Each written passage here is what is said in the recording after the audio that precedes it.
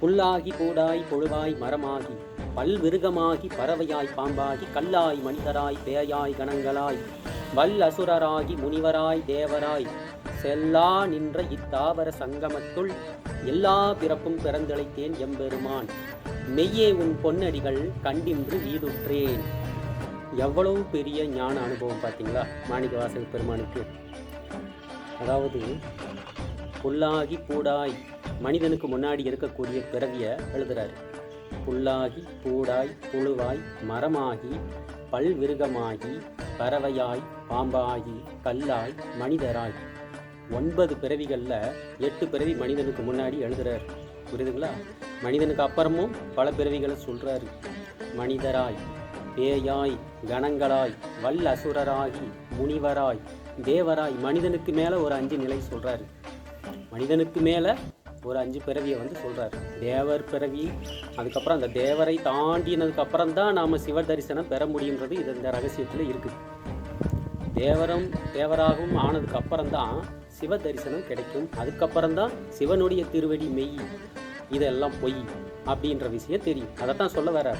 இத்தனை பிறவிகள், மனிதனுக்கு முன்னாடி ஒரு 7-8 பிறவிகள், மனிதனுக்கு அப்புறம் ஒரு 5-6 பிறவிகள் சொல்றாரு. இத்தனை பிறவி எடுத்து சலிச்சதுக்கு அப்புறம் தான் சிவ தரிசனம், சிவனுடைய திருவடியை தரிசனம் பண்ண முடியும்.